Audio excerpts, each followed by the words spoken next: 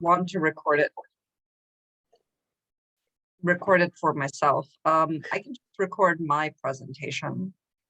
I don't Okay. necessarily have to record everybody else's.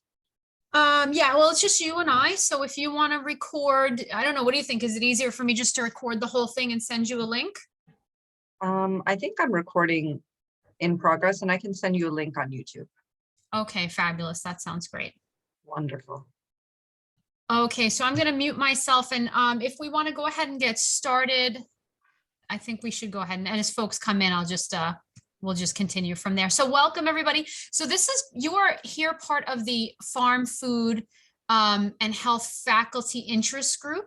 And we thought this would be really cool to include students to come in and kind of listen to some of the research the professors are doing. So I'm going to hand it over to Dr. Ahmed. She's going to introduce herself, tell us about what department she's in, and she's going to get started on her presentation.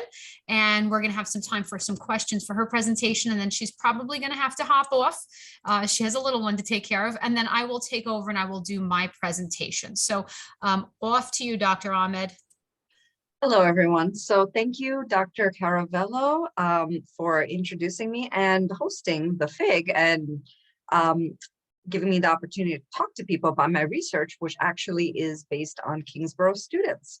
So my work is basically all about the food security of community college students, including Kingsborough students. So my research partners and I created this presentation, I Cannot Afford Lunch: Community College Students' Narratives of Food Insecurity Before and During the COVID-19 Pandemic. And I just want to thank all the professors and students who took part in this research at Kingsborough Community College and one other CUNY Community College site. We have some fabulous student researchers who worked with us on this project: Daniel Bruch, Karen Jiang, Caitlin Chu, Hoyan Wang, Anita Yan, Daniel Lopez, and we had other professors: Rositza Ilieva, Jacob Shane, Stacia Reeder, and Charmaine Aliang. So we were actually a big team of people working with a lot of students and professors across CUNY. And one of the things our project was about is understanding food security and how it is experienced by Kingsborough Community College students and other community college students before and during the pandemic. So just as a quick definition, food insecurity is a state of not having enough access at all times to enough healthy, affordable, and culturally appropriate food to lead a healthy lifestyle. In other words, you do not have the ability to get nutritious, healthy food. So maybe you don't have enough food, or maybe you only are able to get very unhealthy, fattening food that can cause physical problems, or it's just not culturally appropriate for you. It's not the food that you want to eat.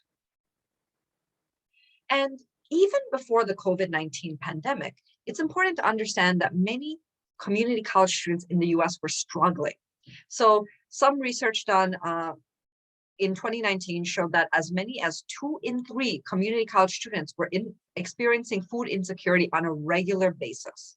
So depending on what study you looked at, anywhere from 30 to 70% of community college students at different sites and campuses were saying, I can't get enough healthy, affordable food on a regular basis. And this is a major problem, not just because hunger and food insecurity is bad, but it also connects to student struggles in other areas. So when students are struggling to get food, they're more likely to have economic struggles, not having enough money. They're more likely to have mental health struggles, like reporting problems with depression and anxiety.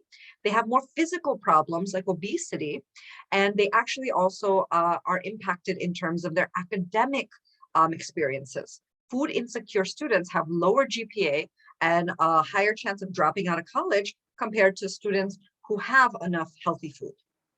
And one of the positive things that happened in recent years is that food insecurity became a national issue, and many colleges, including community colleges, responded by basically starting campus support programs. So for instance, in CUNY, every single CUNY community college right now has a campus food pantry and has a single stop office or an access resource center office that connects students to food sources like the federal SNAP, Supplemental Nutrition Assistance Program benefits. So these food programs and interventions are on campus, and they're helping food insecure students. But as you all know, we have recently lived through a global pandemic. Okay. And the global pandemic has been very bad for people who were already struggling with food. So more Americans experienced food insecurity during the COVID-19 pandemic, and your chances of experiencing food insecurity during the pandemic markedly increased if you were parents, if you were lower income, or if you belong to an ethnic or racial minority group. So among these people in particular, rates of food insecurity shot up, and there was just a lot more difficulty getting food. And you probably can, think of the reasons why. Look at the price of food. Have you ever had sticker shock looking at your grocery bill lately? Right. Because of global food supply problems and other issues, price of food has gone up, availability of food has gone down. This has contributed to greater food insecurity. So one of the things that we did in our research study is that we tried to basically understand more about food insecurity. And so we had the following research questions. First, we wanted to know, how did the food insecurity of community college students change as they were compared before and during the COVID-19 pandemic? So our study actually ran from fall 2019, right before the pandemic hit. It's actually ongoing now, but this work is about fall 2019 versus fall 2020, right before the pandemic, and then a couple of months into the pandemic. And how did students' food insecurity change during that time? So before is fall 2019, during is fall 2020. But we also wanted to see, how were students writing about their food insecurity in narratives or short stories about their lives before and during the pandemic? Did their concerns change? Were they talking about or writing about different things when it comes to food?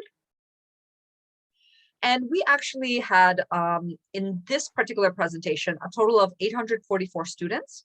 545 of these students were before the pandemic, and 299 were during the pandemic. And again, these were all community college students from CUNY, some of whom were from Kingsborough. And as you can see, a lot of the variables are pretty similar. In total, students were roughly 25 to 26 years of age. Almost 2/3 of the sample were female. Many of the students were not freshmen. They were actually in their second year. Or even roughly in their second year. We had a very ethnically diverse sample. So you can see almost 30% of our sample in both time periods was African American, Black American, almost 30% American or White American. I'm not sure why there's static. And additionally, a significant portion of our students reported being lower income. So about 60% said that they had an income under $40,000 a year for total household income. Almost 1/3 said that they were supporting children, and about 60% said they were employed in some capacity. And what's fascinating is that there were fewer differences than we would have expected when we looked at students' food insecurity. I'm trying to get rid of this thing. So if you look at food insecurity across all the semesters, just concentrate on fall 2019 to fall 2020. The blue bar tells you how many students had high food security and thus did not have any problems or were not reporting any problems. 45% of students said they had high food security in fall 2019 before the pandemic. 48% said they had high food security after the pandemic in fall 2020. So more students were actually reporting food security. And when you look at green, green is low food security. That barely changed. So these green students are the students who were saying they were having weekly struggles pretty much. This actually decreased a little from 19% to 17%. And meanwhile, the number of students who said they had very low food security basically remained flat, 11% in both fall 2019 and 11% in fall 2020. So this was actually a very shocking finding, because we did not see more students saying they were food secure. The numbers were basically unchanged. Why do you think that is? Why were community college students saying, nope, I don't have more food security even during the pandemic? Any ideas? Anybody? Well, there are two possible explanations, and we're honestly not sure which is correct. So you tell us what you think. The first possible explanation in chat, the first possible explanation, maybe because they're essential workers. Okay, that could be true. So the first possible explanation is what Solana has something to do with what Solana said. One explanation is that the students who stayed enrolled in Kingsborough and other community colleges during fall 2020, after the pandemic hit, were the students who were more financially secure and could afford to stay in college. It could be that the most vulnerable students, the students who had the greatest struggles with food insecurity, simply were not staying enrolled in college because, you know, they thought, I don't have the money for college. I don't have the money, even if tuition is paid, I don't have the money to go to college. I don't have the money to stay all day on campus or to go to online classes. You know, I need to save my money. I need to look for work instead. I'm going to drop out. So it could be that all the students who were struggling with food insecurity, who started experiencing more struggles, just didn't come back in the fall 2020 semester. But the other possibility, and this is another interesting one, is that New York City residents in particular did not have a surge in food insecurity. And why do you think New Yorkers in particular might be protected from greater food insecurity during the pandemic? There are more services available in New York City? Exactly. New York City, to its great credit, had an amazing number of services available to food insecure New Yorkers. Did you hear about the New York City Community Meals Program during the pandemic? It's still going on, actually. Anybody heard of that program? So let's see, I got some, yes, awesome. So the New York City Community Meals Program basically allowed any New York City resident to go to a public school and pick up lunch, breakfast, lunch for free. So they were offering free meals to the community, no cost. You don't have to show them any identification or papers or anything. You can pick it up for free. And this was actually in addition to federal guidelines that made it easier to actually apply for the federal SNAP Supplemental Nutrition Assistance Program and, you know, get the EBT card that you could use to get food for free. So basically New Yorkers and actually many Americans had expanded possibilities for getting food support. And so that may have kept Kingsborough students and other community college students from experiencing many problems with food insecurity, even during the pandemic. And in fact, I'm not going to show you these findings because we don't have time, but there was actually really interesting research showing that community college students were saying they were more likely to go to food pantries and to use SNAP and to get money from the federal government for aid after the pandemic that compared to before the pandemic. So all the social services students had might have kept them from being food insecure. But something else that we did is that we asked students to write about their food-related experiences. And we had two different writing prompts. So first, one writing prompt, we called it the Nikki writing prompt. And we asked students to write about Nikki, a new student who had entered their college. We asked them to write what campus programs could support Nikki as he or she tries to get affordable meals, and how likely is Nikki to learn and use these programs. And then we had another prompt where we asked them to write a letter to the college president about food on and near the campus. And we asked students, what would you like to tell the college president about students' experiences with food? And what should the president and college instructors and staff do about food on campus? So we actually conducted what's called a values analysis to see what students believe is important when it comes to food. And we actually had a lot of different values. I can't go over every one, but two very important ones that came up very often is support and difficulties. So the support value is when students said it's really important to find social support from other people to help food-related problems. So for example, someone might say, my mom always packs healthy lunches for me. And one interesting value, that sub-value or type of support value that came up was support campus.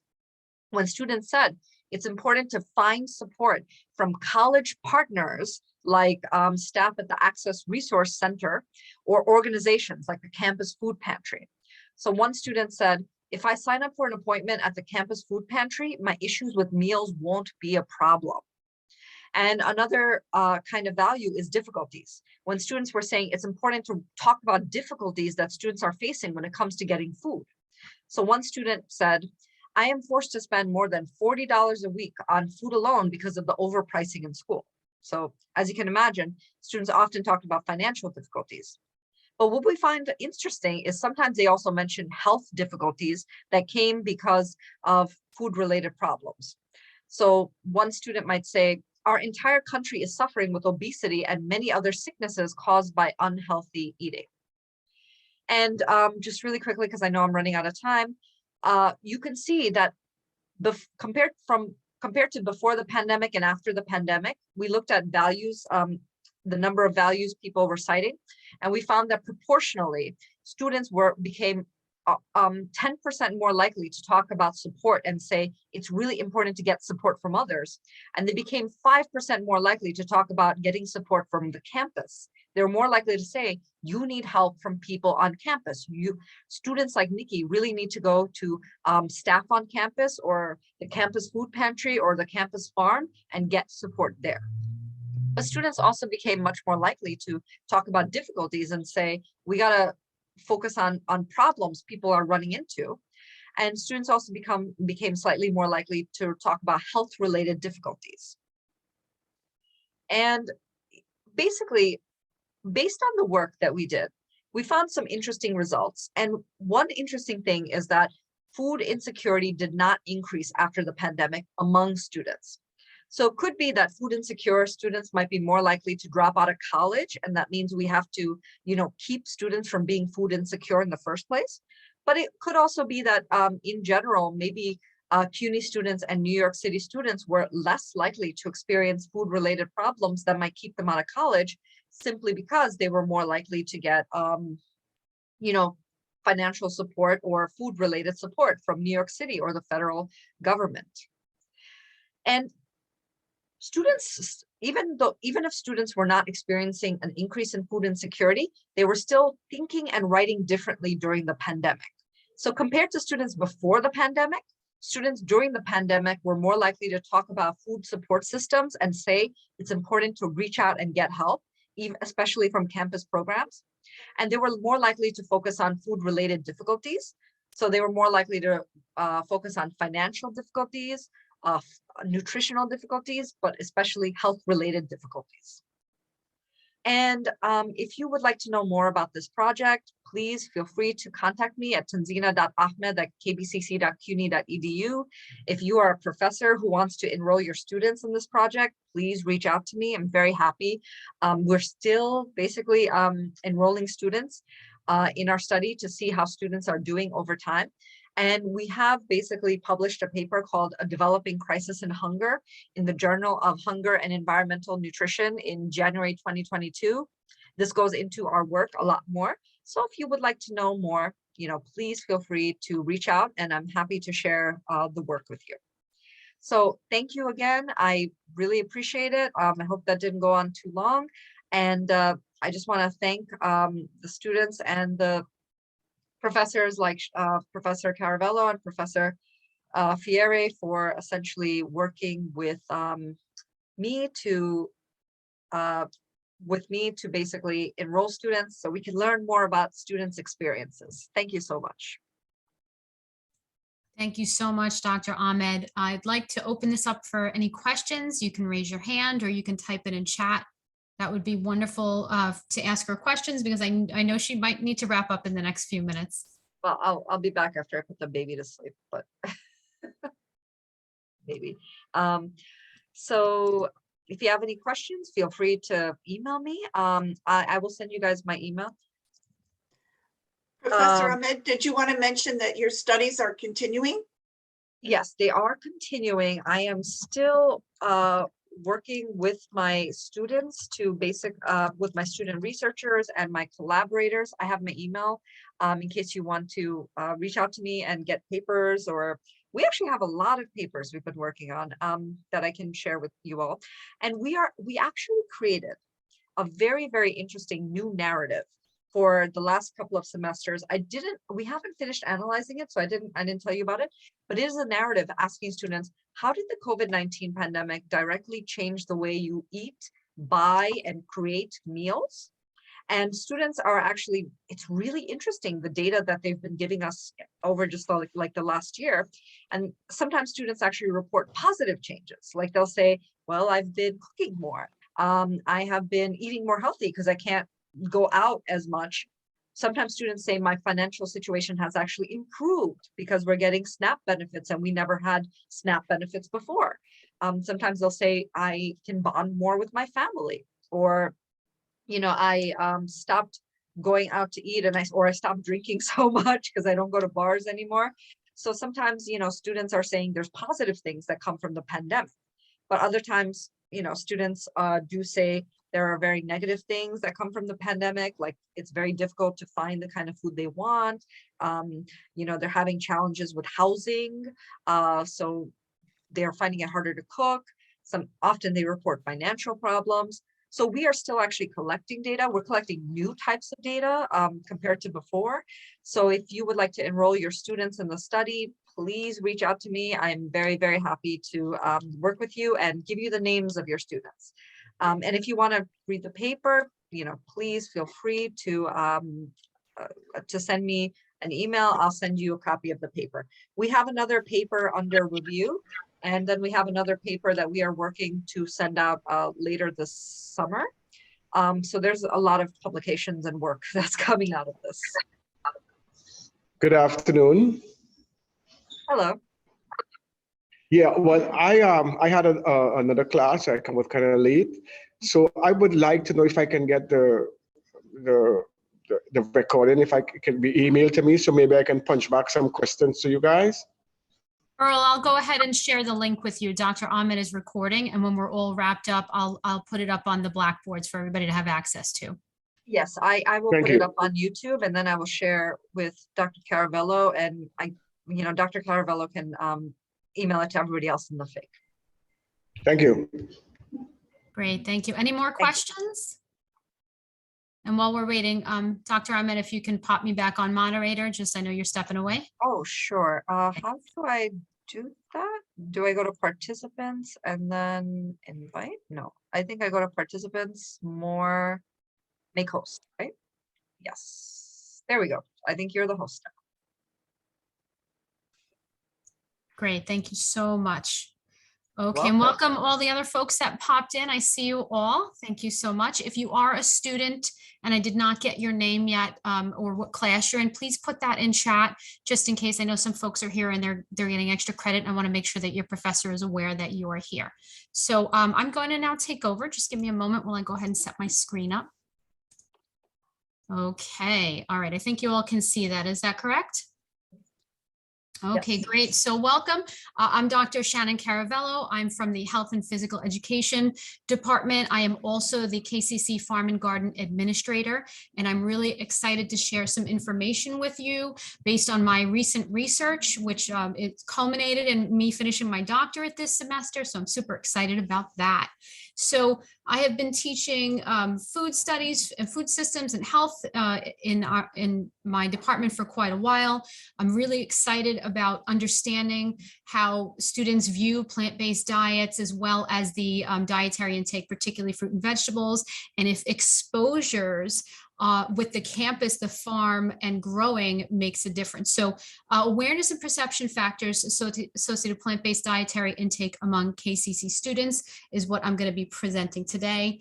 Thank you, all the folks who are popping that in chat for me. Thank you very much. I'm getting used to the Dr. Caravello title, so I appreciate it.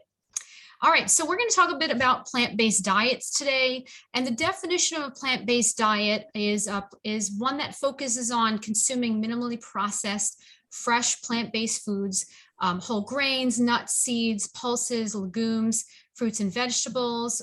And while you're doing that, you're also decreasing or completely eliminating meat, dairy, and eggs. So this was a term, plant-based diet term, was developed by T. Colin Campbell in the 1980s. And it really is an umbrella term that talks about, all diets that might remove, avoid, or greatly reduce animal products. So the reason why this term came along is because the idea was to focus on the dietary benefits of these diets and avoid political associations. Really, there was a lot of stigma associated with vegan and vegetarian diets that can happen. So the concept here is plant-based diets do not mean that you do not eat meat anymore. There are versions of plant-based diets where you completely remove meat and dairy, such as a vegan diet, but there is rooms for small amounts of animal-based products within this diet. And that actually makes it really popular with a lot of people, because instead of saying, I'm going to completely remove everything, this is a nice stepping stone for people who might eventually remove everything, but they want to reap the health benefits along the way. So it's really increasing in popularity, especially among younger, more environmentally conscious generations, particularly Generation Z, which is what we have on our campus today. So great. Okay, Anna's a pescatarian. So we have a variety of students that are already on different versions of plant-based diets. So you've got vegan diets, vegetarian, and there's many versions of vegetarian diets: lacto-vegetarian, ovo-vegetarian, lacto-ovo-vegetarian, pescatarian, where you only eat fish within there. Flexitarian is really the same thing as a plant-based diet. Mediterranean is the classic example of a plant-based diet. It is the most popular one. It's got so many health benefits behind that. And now plant forward is another term you're going to be hearing on and off. And this became very popular with the movie Forks Over Knives, and particularly the recent movie Game Changers, which I know when I shared that with my students, it really made them look differently at plant-based diets, because they always assumed that it wouldn't meet the protein needs of a lot of physically active adults and athletes. But that movie really showed people that it can very much be done, and it showed lots of current athletes that are doing that. So there's so many positive environmental and human health impacts that's well supported in the literature of a plant-based diet. So anything from CVD, reducing the risk of CVD, diabetes, and some cancers, lowers blood pressure, reversal of coronary heart disease, all-cause mortality, which is death across the board. It helps reduce that, helps reduce and manage neurodegenerative diseases, as well as helping reduce flares and reduce active disease and inflammatory bowel disease. And every day, more and more research is coming out on the positive benefits of these diets. It also, we know that animal agriculture can have a really negative impact on climate change. We have a lot of deforestation and loss of biodiversity. Omnivore diets have a higher ecological footprint versus vegan and vegetarian diets. And really, livestock and the raising and producing of livestock, including production to feed livestock, really contributes a lot to greenhouse gases across the board. So what they know in the UN, the sustainability goal they have is to shift more folks towards a plant-based diet worldwide. That doesn't mean all countries will need to shift, because there's a lot of countries that do adhere more to a plant-based diet. But the big countries, particularly the United States of America, is one that is a very meat-heavy diet, right? We have the standard American diet where in Western culture, there's a lot of meat that's included. So college population, why college population? Why did I want to look at our students? So there's just a big old research gap on the conditions needed for these students to shift toward a plant-based diet. There's also a research gap on diverse low-income students at urban community colleges, which is exactly what we have here. We have a very diverse population. We're very lucky. We have a lot of wonderful students here at KCC, and it presents a really important opportunity to study these students, as Dr. Ahmed mentioned before. And it's really becoming very popular amongst college students and young adults worldwide. So we'd like to know what the awareness and the perception is, because as educators and as folks who are in charge of spaces with like the community farm and garden, if there's anything we can do to fill knowledge gaps, that's going to be really important for us to understand. So we always want to see what's going on out there before we create any curriculum or plant-based diet messaging around these topics. So fruit and vegetable intake is typically very low in the student population. I mean, notoriously low for students, college students worldwide. So we want to see what we can do to help that shift. And it's really the cornerstone of a plant-based diet. And also, students are newly exposed to social and environmental factors, which can help them develop their dietary preferences. So we also see at this age range, students are starting to also adapt negative health, negative food intake. So we want to see if we can help shift that. So we need to understand this population, which is why I decided to take a look and really explore what's happening. So I did a survey at KCC through fall 2020 and spring 2021. And I have to thank so many of the professors that are on this call and so many other folks across the campus that had their students partake in this survey. It was a difficult time because it was, just as Dr. Ahmed's research was collected during the pandemic, this was collected at the height of it. It was a 70-question online survey. I, asked about sociodemographics, food frequency, and I developed 5 plant-based diet scale items. I'm not going to go into that. There's a lot of my research here that is a little beyond the time requirement that we have today, but I'm just going to really just present the results of that. So I was looking at 18 to 24-year-olds on campus. So the reason why I know we have non-traditional students here, the reason why I wanted to look at 18 to 24-year-olds, it allows us to compare that to the traditional college campus populations across the country. So the next time I run a version of this survey, I will open it up to include all our non-traditional students as well, which is a huge population for us. So I had 287 folks that qualified and responded, which is just what I needed for this survey. So there was actually a lot of research aims, and I collected a lot of data with this survey, but really what I want to present today is that I was looking to explore the awareness and perception characteristics among our students.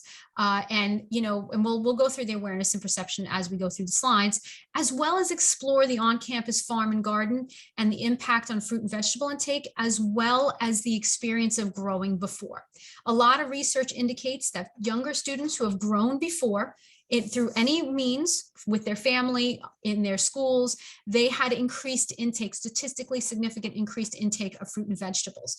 So what I would love to see and what we want to see happen is that would continue to take place at the college level. And a lot of current research is indicating that. And so I was happy that we were able to contribute to some of that research. So we'll take a look at that in just a moment. And really the conceptual framework that I was looking at was based on theory of planned behavior, where when you're intending to do something to change your behavior, right? And in this case, it's the intention to consume a plant-based diet. There's a whole bunch of different things that come into play. So we've got all these characteristics here, individual characteristics for folks that we looked at in this research, and particularly these 5 different areas: the familiarity. Have you ever heard of a vegan diet? Have you ever heard of a vegetarian diet? The knowledge. Do you know what being on a vegetarian diet actually means? Do you know what being on a vegan diet means and a plant-based diet? As well as exposure. Have you ever talked about it in a class? Have you ever watched a documentary? Have you ever been to the campus farm or have grown before? And of course, family and friends is really important. And have you ever eaten plant-based meat alternatives, which I think is pretty neat? And the perceptions. What can a plant-based diet do for you? Does it make a difference in protein intake? Does it impact the environment in any way? Can it reduce the risk of disease for you? And then, of course, attitudes, which really is super important. The self-efficacy. Can I prepare a plant-based meal on my own? What are some of the barriers surrounding that? Affordability, accessibility on and off campus. Is it culturally appropriate? And do I have family and friends support? So all these different variables can affect the intention to consume, and then that leads to the behavior, right? And in this case, increased plant-based diet consumption, increased fruit and vegetable intake is what we're looking at. So, we have such a good variety of students on our campus. It's very clear that we have a nice mix of students. We do, however, have very low income students on our campuses. And this is really important for the research. Anytime all the research I looked at, honestly, looked at typically students who were 4-year college students who were generally oftentimes much more wealthier than the population that we have. So it's really important that we include our students in this conversation about what's happening around plant-based diets and fruit and vegetable intake. And we also have a very nice population of students that were not born in the United States, and especially in New York City, that's really important to capture. So you can see just some of the demographics around the students that participated in this particular survey. Okay, so the plant-based diet characteristics. So we only had 11.8% of this survey, students who participated, that identified as even being on a plant-based diet. So this is a very low amount of students. I think, truthfully, I had maybe 18 students that really adhered to any form of a plant-based diet. And why were they eating meats? Because it tastes good. 30.5% said it just tastes good. 28% said I've always eaten meat. So the tasting good about meats, that is the number one thing that pops up in research worldwide about why people continue to eat meat in their diet. And if you excluded meat from your diet, animal welfare concerns 44% of the time popped up, which again is consistent with the literature. Personal health, 33%, which is great. To me, that says students are recognizing that a plant-based diet does have positive health outcomes. And a lot of students considered maybe trying a plant-based diet for weight management or weight loss, which was interesting.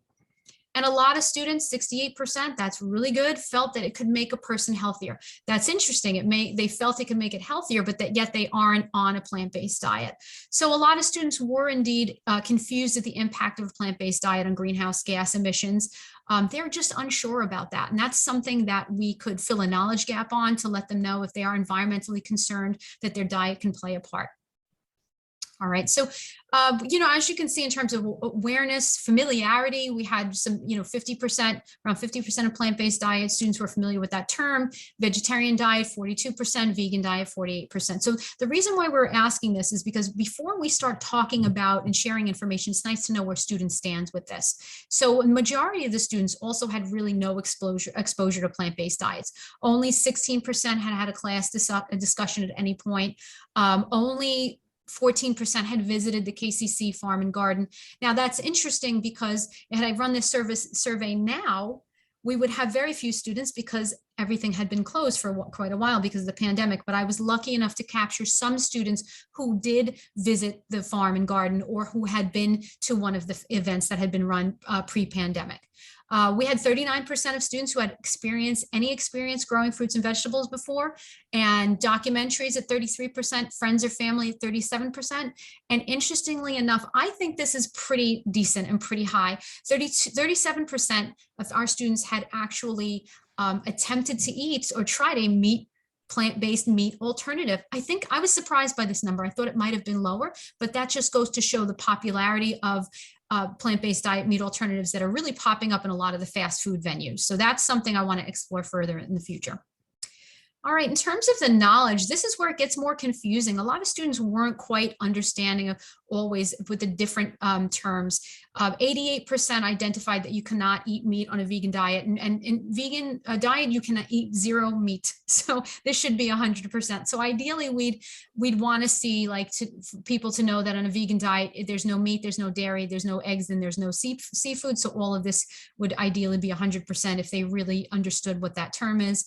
Vegetarian diet, a little bit of confusion as well. And the same thing with plant-based diet, because there is confusion. Can I eat meat on a plant-based diet? I'm not really sure. Can I not eat meat? Are you not supposed to? So clarifying these different terms, I think, could be really helpful. All right, in terms of perception, I think the perception was pretty positive. A lot of students, 73% felt that it could reduce the risk of cardiovascular disease. 71% felt it could reduce the risk of diabetes.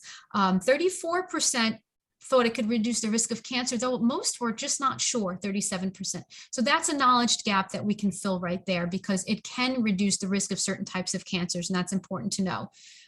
Thankfully, 65% of students realized that it did not reduce the risk of HIV/AIDS. This was kind of like a test question there to see if they understood what was going on there. I would have liked this to be around 100%, obviously, because that's, it's a sexually transmitted disease. And so that shows that we need to continue the knowledge on that as well. And only 49% felt it could meet daily protein requirements, with many students unsure. Really important, especially for student athletes, that they know that yes, you can be an active student athlete. You can be an active adult and get enough protein intake for sure with a plant-based diet, with a well-planned plant-based diet.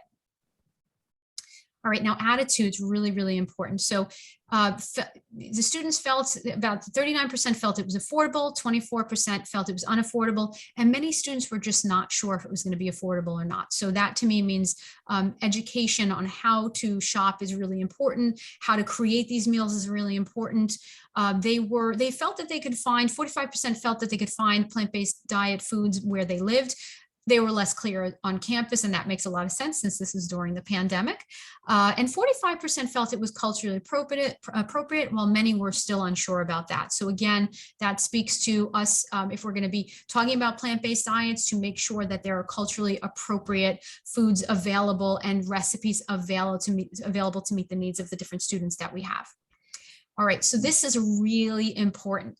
The majority felt that if they were to eliminate meat and or dairy, they would have family support, and then they would have friends support. This is not consistent with the literature. A lot of the literature indicated that a lot of folks felt that they would not get family and friends support, showing that we're definitely having a change in stigma. Stigma around these diets is reducing, and also the fact that so many more plant-based diet meals are available really helps folks understand that this is something that is becoming more common and more socially acceptable. Really important when we're talking about, food norms and normative eating behaviors, because, 10 years ago, somebody who was a vegan might have had more difficulty finding foods or being around family events and at parties and in restaurants. And now increasingly you'll have these items on menus. Okay, so the fruit and vegetable intake is very not good here. Very not good. So I had to split this up so you can see the vast majority of our students were not meeting the daily intake each day. And we should at least be getting at least, 3 to 5 servings of fruits and vegetables a day. As you can see, the majority of the students in this sample were below that, and only 16% were getting 1 to 2 servings per day for fruit. And with the same thing with vegetables, it was very, very low. And to show you a little bit of a comparison here, this is the last American College Health Association national survey. In this national survey of college students, 62% reported getting 1 to 2 servings per day. If you compare that to our 16%, you can see how dramatically low it is compared. The same thing here, again, only 16%, very, very low. So we definitely have work to do around fruit and vegetable intake with our students. All right, so I wanted to look and see with fruit and vegetable intake, with the growing experience and with the KCC Farm and Garden, Community Farm and Garden, was there any significance? And what I found that I was super excited to find this was that students who had experience growing before at any point actually had a statistically significant intake of fruit and vegetables, which means if they had this experience, they took in more fruits and vegetables. If they had visited the CFG, Community Farm and Garden, which at that point was the urban farm, but now it's the Community Farm and Garden, they had a statistically significant higher intake of fruit, but not vegetables. And there's many reasons for that. Fruits are pretty easy to grab. Vegetables are they're not perennials, right? Once you plant a fruit tree, you can reap the benefits of that year after year. Vegetables are annuals typically and require a lot of work. So, students may not have had that experience. But this shows, and this contributes to growing research across campuses, showing that exposure to growing, having access to a space to grow on a college campus can actually affect fruit and vegetable intake, which again, cornerstone of a plant-based diet, as well as a major indicator of health risk throughout. So we need to always increase that. So generally, the overall conclusion here is that many students were a little bit familiar with plant-based diet terms, and they showed a positive perception of it. Clarification of plant-based diet terms is really needed within this population. Cultural appropriateness needs to be addressed. Clarification on plant-based diet and protein intake is needed. Attitudes toward PBD varied. Self-efficacy and access should be addressed. And majority of students really indicated family and friend support, indicating less stigma. Also, what we did discover with this is exposure to friends and family, and I apologize, I realized I didn't have the slide in here showing the numbers here, but exposure to friends and family on a plant-based diet had a positive impact on a plant-based diet score, an overall score that was developed for this. I'm not going to go into that because that's a pretty lengthy conversation, but essentially what this is saying is that students who had known somebody on a plant-based diet, friends or family member, in an overall plant-based diet adherence score, scored higher, which means they were eating more plant-based diet foods than other folks were eating. And that could be a result of having the normative eating behavior around folks. Attitudes towards individual meal prep also had a positive impact on this plant-based diet scale score, which shows that self-efficacy and skills, food preparation skills are really important and suggested amongst this great group, which is fantastic because we have a culinary arts program, and we've had on campus within the farm and garden. In the past, we've had some of our members actually do some food training, and it really speaks to the role and the importance of doing these things on campus in terms of education. Okay, and we know that exposure to growing fruit and vegetables had an impact, and very few students on our plant-based diet. So what we would need to do in the future is run this survey again across other CUNY campuses, ideally, and capture some of the four-year colleges to see if we have more folks that are on plant-based diets to really examine what some of these exposures could mean. So I want to leave you here with eat food, not too much, and mostly plants. A plant-based diet does not mean that you have to completely remove or reduce all the meat out of your diet, but taking small steps to reduce can really have a good environmental impacts, can really help you with your health long-term. We have enough research on that. And it's also can be more sustainable because it's asking folks, and especially young students, to say, hey, just cut out meat altogether, immediately go cold turkey on it.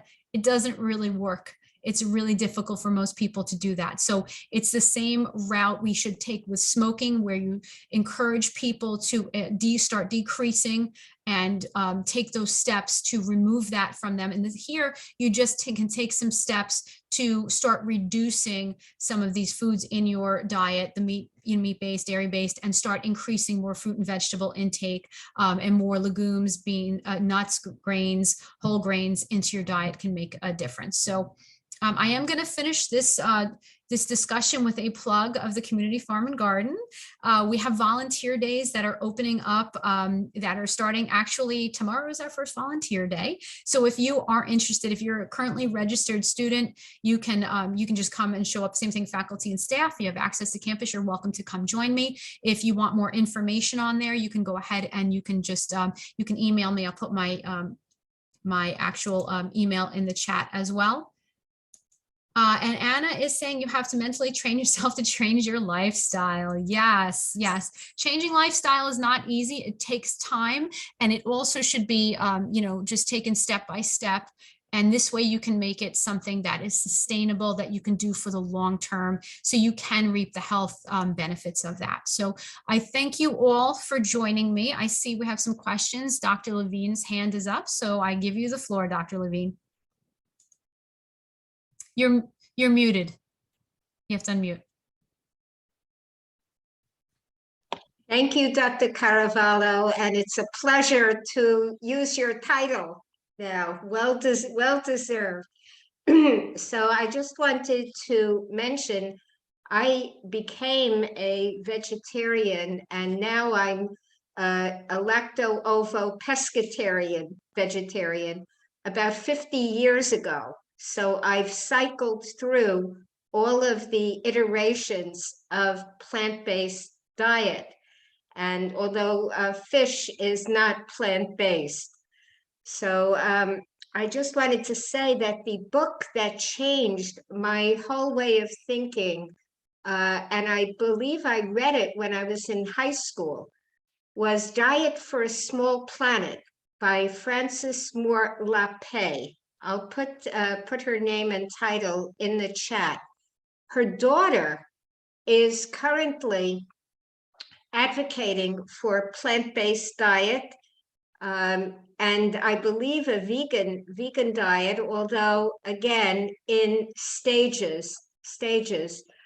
So what really was significant for me is that Frances Moore Lappé differentiated between net usable protein, what she called net usable protein, and just grams of protein. And she was able to specify that the adult female requires 46 grams of net usable protein a day. And she spoke in this book about combining legumes and grains to make a complete protein, a protein that contains all of the essential amino acids. That really was so important. To have that information enabled me to shift my thinking and become much more specific about what I would need and how to go about getting a complete protein through food combining. So I want to recommend, even though this book came out about 30 or 40 years ago, the information is still valid. And I'll put the title and Frances Moore Lepay's name in the chat. Her daughter, as I said, is carrying on her work. And so having this information about net usable protein, combining legumes with grains, combining grains with a dairy product for those that are going to be lacto vegetarian is very important. I think that's great. Thank you. If you could put that in the chat, that would be Yes, great. I will. And I think it's really important because you mentioned like the whole key to this is you need to get all your, all your vitamins, minerals, your proteins, your essential amino acids, really important. And what we have to understand is that plant-based diets can also be very expensive if you are using the convenience items out there, right? So part of this conversation has to include learning to shop and cook and to learning how to put meals together that are going to meet your dietary requirements, because it is not easy to maintain a plant-based diet or a full vegan diet, especially for a family, if you don't have those skills. And also, not everybody's going to be able to eat a full plant-based diet or full vegan diet. Some people it's not recommended for, depending on their health status. I am personally one of those folks that cannot eat a fully plant-based, no meat, no dairy diet because I have a chronic medical condition that I have to be careful of that's very specific to me. And while increasing a plant-based diet with my particular condition can be very helpful, I have to be very careful with how I do that. So nutritional health is really, really important when you're doing this. So providing students with that information on how to do this step by step, and also understanding that telling them you have to completely stop eating meat and stop eating dairy is not something that a lot of folks want to do, because eating meat, eating dairy is part of our lifestyles. And when it is part of your culture, it can be a problem. My partner, he switched, he was a vegan for many, many years. And when he did that, he had so many issues with his family. I mean, you're going to die. What are you eating? My mother-in-law would sneak cheese into my house so my kids wouldn't get sick. I mean, this is part of that thinking where folks don't understand that having a well-planned plant-based diet can meet those needs. And it does have social issues attached to it. Now, thankfully, that's decreasing, and the intake of alternative, especially plant-based milks, alternative dairy products out there has really become very essential for folks. And you have to be careful because it can, you can move to a vegan and vegetarian diet. And if you're not eating a well-balanced well-balanced diet and not eating the whole grains and the fruits and vegetables, and you're just eating potatoes, and you're just eating, white flour and not whole grain flour, whole wheat flour, you can gain a lot of weight. And a lot of people do. A lot of people, when they start vegetarian diets, will actually gain weight because they're not getting all the vitamins and minerals that they need, and their body, requests them to, because our bodies always tell us we're not getting enough. Our bodies will say, you should have a little bit more salt. You should have a little bit more fat, right? So we want to find ways to include that for our students where the messaging is there. And yes, you can go to a barbecue and have meat once in a while. Yes, you can have bacon once in a while, but we don't need to eat it at the amounts that we're eating it, particularly in the United States. I see, let's see, Eric Adams. Yep, Mayor Eric Adams is a strong advocate of plant-based diets. It changed him through diabetes. I actually, he's worked a lot with SUNY Downstate, which is where I worked on my doctorate. And there is a plant-based diet committee over there that I'm a part of. And we actually set up a mini garden over there at SUNY Downstate, which is fantastic because they want to now educate the medical students on diets and how that can impact them. And they are actually having a plant-based diet conference coming up, which I can share if anybody's interested, let me know. I'll share it with you. Yeah, and Solana likes to, you want to have and genuinely eat plant-based foods. Yeah, they're really good. We had a wonderful event on campus a couple of years ago, and when the students were eating, the meal was completely plant-based, and the students were shocked and surprised at how good it tasted. And so many of them kept coming back for more and more and more. So exposing students on campus to that would be really important. All right, thank you, Professor Fearley. I really appreciate you joining us. So Tara, okay? Okay, yeah, so that's great. So you're moving towards a vegan diet. Lots of people will find ways to do that, but it's slow and steady. And, if folks can't do that, that's okay too. But really, the researchers are now looking to see where is that Goldilocks zone? How much can you reduce without fully reducing that you can still reap all the health and environmental benefits and still have some meat in your diet. And we're going to see more and more research on that. So I really thank you all for coming today. Does anybody have any other questions for either me or Dr. Ahmed?